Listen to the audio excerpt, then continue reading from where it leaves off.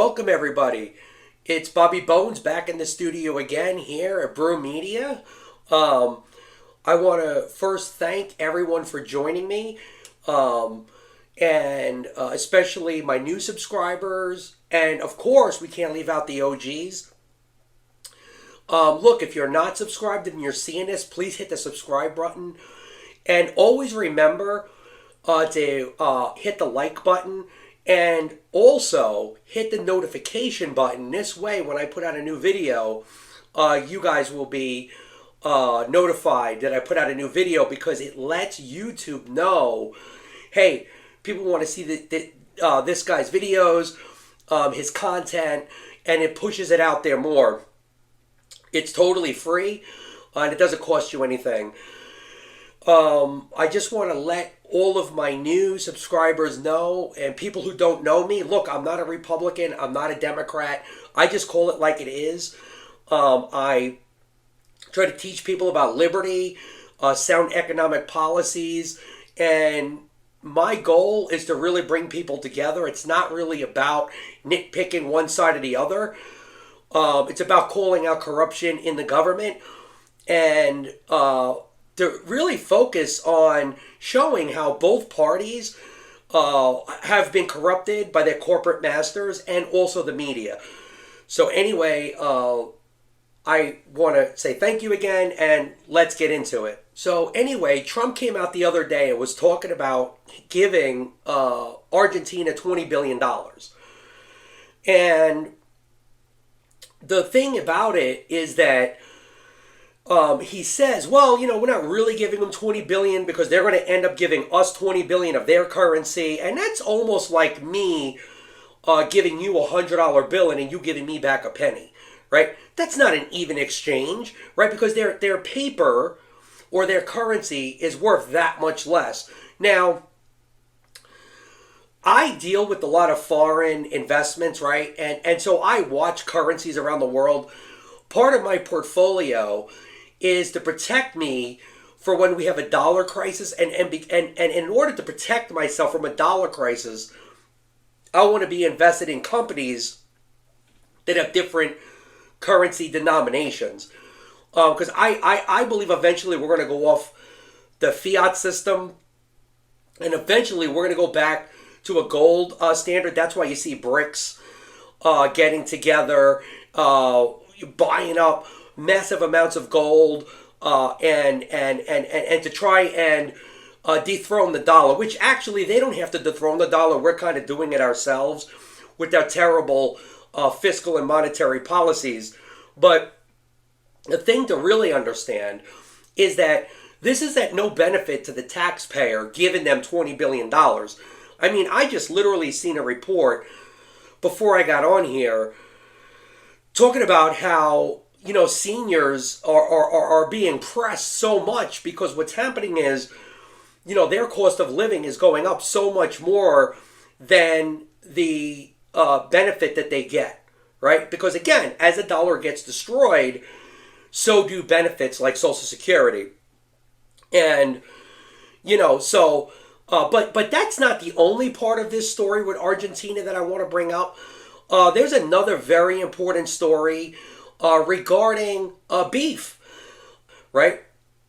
And so anyway, there's this guy named Mark McGurk. I know that's his name. It's a funny name, but this guy, I look at him almost like a pimp for the farmers, right? So the farming industry has this thing called the Farm Bureau. And basically what they do is they basically extort farm companies, right? You pay their dues to this organization. Then what this organization does is they go to DC and they lobby the politicians, right, to do certain regulations, to do certain tax policies, to get certain farm welfare aid, right? They call it farm aid, but it's really it's welfare, right? And this guy's really upset, okay? He's really upset, and I want to play a clip of what this guy said, and then I'm going to respond to it as soon as the clip is over. So just stay tuned and check this out. Hello, ag friends. Hopefully your fall is going well. Some days you feel like you just can't catch a break in agriculture, but the cattle sector is one of the real bright spots here in the industry, and certainly in Nebraska, where we have a lot of mama cows. But unfortunately, we have an administration that thinks that they need to lower the price of beef. President Trump on Friday actually made a statement that said we should lower the price of beef, and ultimately that's lowering the price of cattle. That's not something we need to do. I just want our members to know that Nebraska Farm Bureau is adamantly opposed to anything that would artificially lower the price of beef. We have worked hard to get our cattle market where it is. It's a supply and demand issue right now. But quite frankly, we need this bright spot here in Nebraska. So I've communicated with all of our federal delegation and let them know that we are opposed to any move that would artificially lower the price of beef cattle. They have worked that up to the leadership already today. And so stay tuned as we kind of follow this story. Hopefully we can get this tamped down, but just want to make sure that you know that I'm doing everything that I can as your president of Nebraska Farm Bureau to ensure that our beef sector here in Nebraska and the country continues to thrive. Until next time. Okay, so obviously the president of the Farm Bureau is really upset that Trump is going to get rid of all the tariff and all the trade barriers to Argentina to help bring beef in. And Trump's whole argument is, hey, I want to bring down beef prices, right? And so this is what I really want to teach people about this part of economics that I've been screaming since day one regarding tariffs and trade policy, is that every time a nation puts up a trade barrier or puts a tariff, right, there's a cost to that, right? And here, President Trump and Mr. McGurk of the Farm Bureau agrees with me now. Now, all of a sudden, now they agree with me that, hey, if Trump removes these barriers and these tariffs, it's going to help to import more beef, which then would bring down prices. Now, again, from a libertarian perspective, an independent perspective, from a constitutional perspective, I don't want government picking winners and losers, right? I want to be able to go out shopping, whether if I'm buying a piece of fruit, beef, or if I'm buying a couch, right, or a car. Me as the consumer, I should be able to go out and decide what's best for me and my family, right? And the government should not be in the middle of that or trying to pick winners and losers, right? And so what Trump has done, right, so he gets rid of the tariffs for beef. Well, I guess if Argentina's trying to import chicken or something else, I guess they have tariffs, right? Which just shows you how ridiculous these policies are. But the fact of the matter is that this Farm Bureau is, you have to understand, there's a lot of organizations out there, and what they do is they create these organizations and like, hey, we will lobby on your behalf. You have insurance lobbies, healthcare lobbies, obviously farm lobbies, food lobbies, auto industry lobbies, healthcare lobbies, and all of these creeps and pimps, what they do is they extort dues from these groups, right? Depending on which one you're in. And then what they do is they'll go to DC and lobby for whatever it is that they're looking for. Most of the time, there's two big things that a lot of these groups look for. First, they like, believe it or not, these companies like regulations, but certain regulations. They like regulations that prohibit new people from entering that space. So what do I mean? If you're in, let's say, the healthcare industry, right? They'll put tons of regulations for you to start a healthcare business, right? You want to open up a doctor's office? Try it. It is very hard. And what that does is, these are protectionist policies to protect the corporate masters who are already in business. And what happens is, because you don't have new like people starting, like let's say farming, right? So when you don't have a lot of farms being started, what happens is the corporations get together and they start buying up the farms that are already there. So literally, you could have Sally's farm on one side and Bobby's farm on the other, and both of them work for the same corporation, but you don't know that, right? Maybe Tyson owns them or somebody owns them. Bill Gates, right? And what happens is as the consolidation continues, you lose competition. So that's why these groups, these groups like hiring these corporate masters, love hiring these type of lobbies like the Farm Bureau, because they go with their millions of dollars that they've collected to go and buy politicians. Now, that's why whenever you see like if you look at Trump's first term, Biden's term, and Trump's second term, right? Every time that they would announce tariffs, who was around the table with Trump and Biden? It was corporate masters. Because the corporations love the tariffs because, again, it benefits them. It don't benefit you as the consumer, and it doesn't benefit individual liberty or prosperity, right? Because, again, in order for you to get the best price on something, you need competition, right? Now, the president of the Farm Bureau, he said something really eye-opening that I really want to focus on. And he said, hey, look, if we bring in this beef from Argentina, it's going to bring down the price of cattle, which is, it's going to bring down the cost of beef, right? And part of the reason why you don't want government to create tons of protectionist policies, and here's the thing, both parties have been giving corporate welfare, or what I call farm welfare, to farmers for like the past 50 years. Okay, so for the past 50 years, we've given them hundreds of billions of dollars. Okay, we've reigned on the farming community. And how have we been repaid? We've been repaid with higher prices and less selection. That's what we have, right?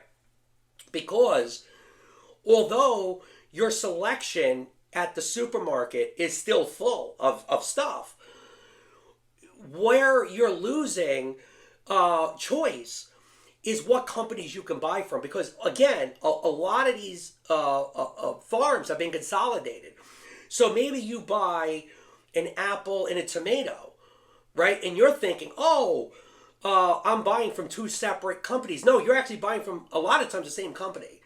And then you go to the frozen food section, they own that too, right? So again, you have less choice. And less choices bring up prices, right? Because that's what corporations want, is to not, think about it, if you have a business, right? You don't want competition. So they lobby the government to prevent people from competing against them. So he makes this statement about, hey, if we import this beef, it's going to bring down prices.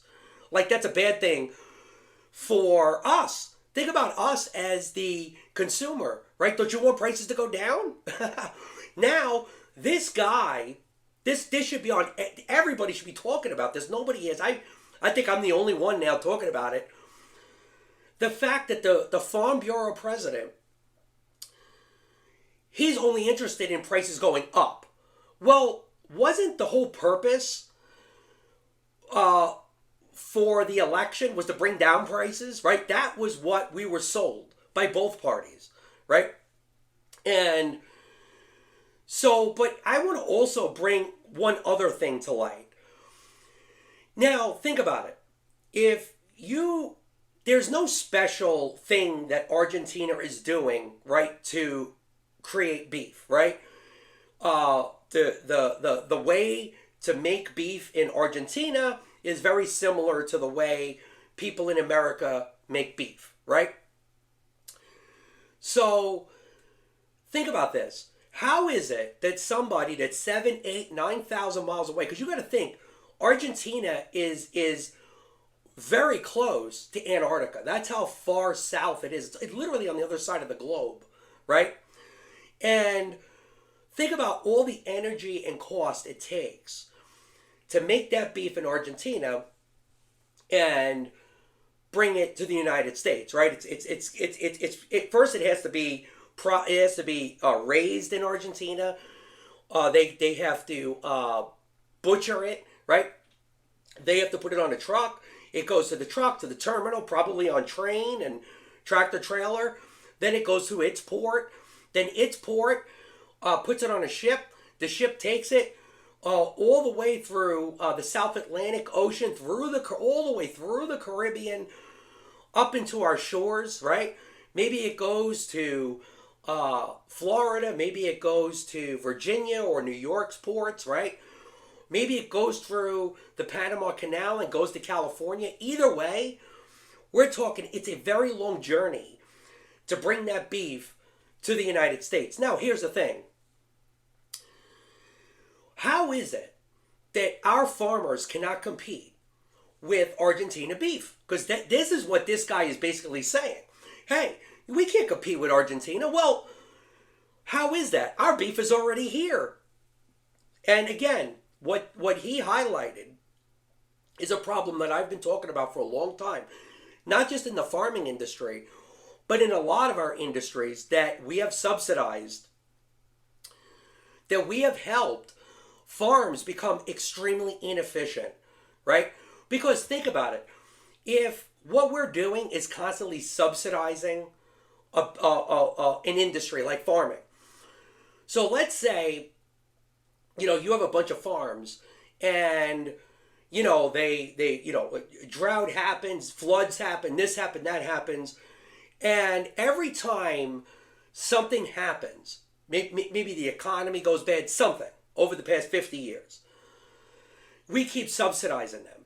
Well, what happens is that those farms don't make the necessary changes to make their farms more productive. Because think about it. If you're going to reward somebody for doing the wrong thing time in, time out, then what happens is you're encouraging them to continue the bad behavior. See, if you had just allowed farms that are not productive to fail, and you allow other farms to succeed, right? Then what would happen is you'd have a more free market and farms would become way more efficient, right? And here's the thing, they can't even say it's a labor issue because, they're not even paid the hands on a farm like regular people in the economy, right? These are like illegal immigrants and immigrants that are imported in. So even these corporations, they're not even paying a living wage. And they're still admitting, hey, we can't even compete with a little farmer down in Argentina, right? So it just goes to show how inefficient we have become as a nation, right? And the worst thing we can do is give out more farm welfare, right? We need to stop rewarding the bad behavior. And yes, it is okay for people to fail, right? I failed in my life. Other people have failed in their lives, right? Nobody gave you a check, right? You figured it out, right? You made the necessary changes in your life, right? To prevent failing in the future, right? Failing is a learning curve, right? And what happens is every time the government comes in to prop up the economy or prop up a business, or in this case, a whole industry, what happens is not only do you teach them bad behavior, but you're also making them more inefficient, right? So I talk about zombie companies all the time on Wall Street, the banks, a lot of corporations. I mean, there's so many corporations on the Dow that don't even make a profit. And yet we subsidize these corporations, giving them tons of corporate welfare, all sorts of barriers that give them an unfair advantage to everyone else, right? And so the two regulations that farmers should have over them, basically, make sure you're not abusing the animals and make sure it's sanitary, right? Though that's what government should do, right? As far as bailing people out and having these like farm bureau departments, right, that sit there and micromanage the farming industry. We don't need that. I guarantee you, farming in this country was much more powerful before there ever was a farm bureau, right? I mean, this country was built on farming, and we should be able to compete with Argentina. We have some of the most fertile land. We have some of the best fresh water on the planet, right? We have an incredible infrastructure compared to them, right? They're like a third world country, right? So the fact that they're admitting that we cannot compete with them is eye-opening. But on the last point, talking about trade and barriers, the fact of the matter is that yes, whenever government puts up a trade barrier or a tariff, there is a cost to that. And that also encourages bad behavior, right? You want the best person to win. And if that person happens to be in Indonesia, that's okay, right? Because we benefit as a society, right? When we get to use those products, right? If I go out to work and I make money, right? I should be able to take that money and spend it wherever I want. As long as I am not trying to usurp my government or do something nefarious to undermine the Constitution, right? Or somebody else's individual liberty, me as an individual should be allowed to buy that product, right? It's just like I was saying at the Kings rally the other day. You know, if me and two other people get together and start a business, right? I don't want the government stealing 50, 60% of what we've created, right? And then if we fail, I don't want you, the taxpayer, to bail us out, right? If we take a chance, it's on us to either make it or break it, right? And if we fail, that's on us, okay? So I wanted to go over that with you guys. So anyway, I thought that the farming story with the beef was actually the real story, because in that story, Trump admits that the tariffs are a cost to us and that trade barriers actually make prices higher on us. And it's not just him saying it. The president of the Farm Bureau is saying it as well. But I appreciate everybody for checking out my videos. Look, if you're not on my X, go to x.com/brewmedia, right? Also, if you're not subscribed, youtube.com/brewmedia. Anyway, I hope everyone has a great day. And remember, Patriots, that we stand up for freedom, individual liberty, sound money, and most of all, we stand up for each other. I appreciate you. Take care. God bless. I'll see you on the next one.